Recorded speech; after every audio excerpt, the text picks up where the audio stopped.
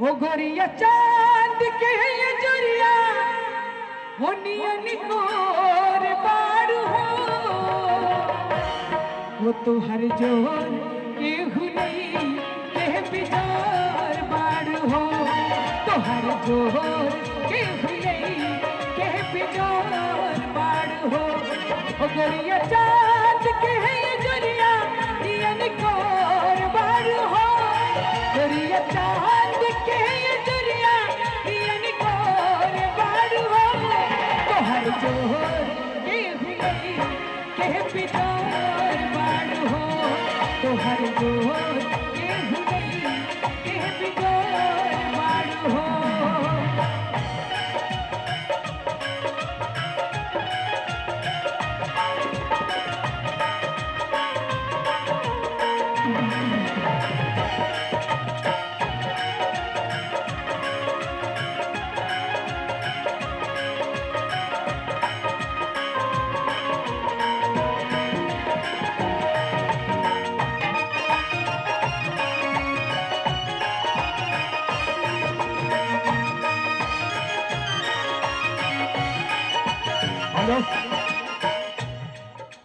समय के कमी भी बा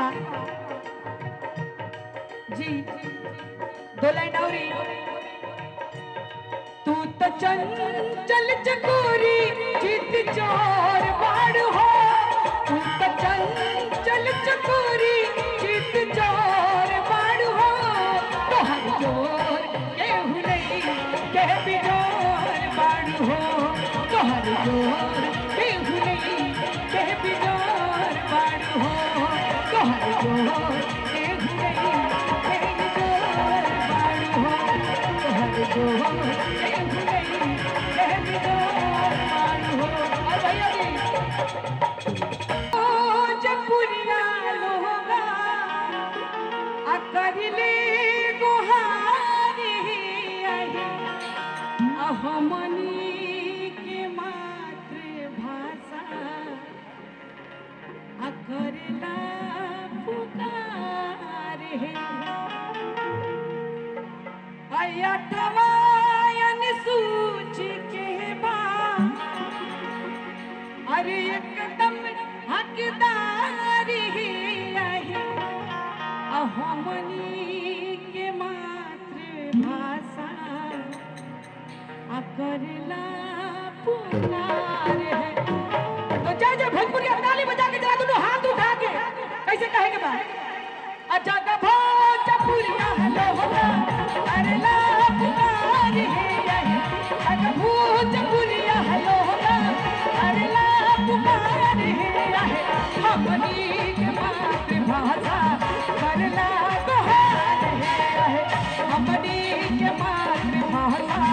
करला गुहार है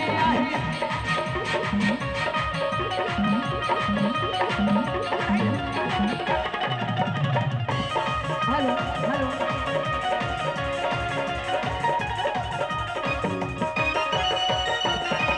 क्या भोजपुरिया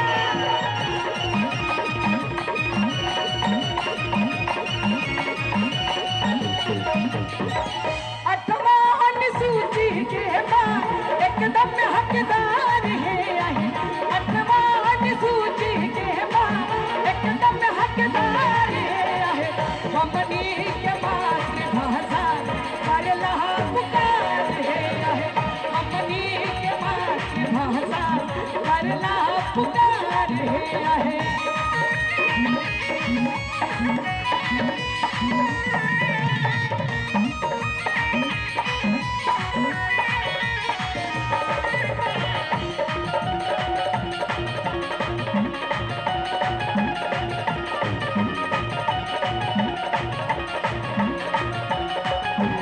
और का कहे के बाद अपनी हक लेवे खातिर अपनी हक लेवे खातिर झूठल जवार है ए भैया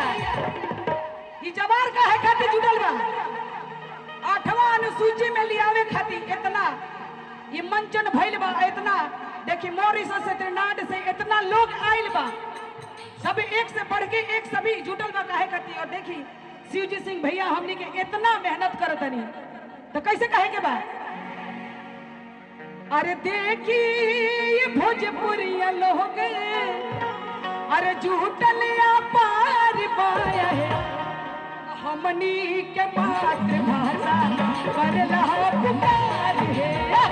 हमनी के मातृभाषा करला पुकार है, हमनी के मातृभाषा करला पुकार है, हमनी के मातृभाषा करला पुकार है, हमनी के मातृभाषा करला पुकार है। जय भोजपुरिया। और दुल्हन हम अपना पापा जी के श्री मोतीलाल मंजुल जी के वहाँ के गीत बड़ा ही सुंदर है, बस 2 लाइन गाए।